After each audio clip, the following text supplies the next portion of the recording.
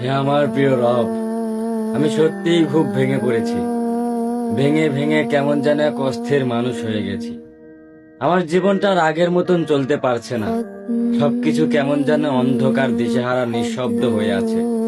হাসি মুখে লুকিয়ে রেখেছি এক সমুদ্র কষ্ট। কাউকে কিছু বলি না, কারণ সবাই নিজের মতোই ব্যস্ত।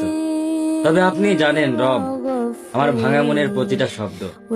আপনি তো ভালো করেই জানেন আমি কতটা অসহায়।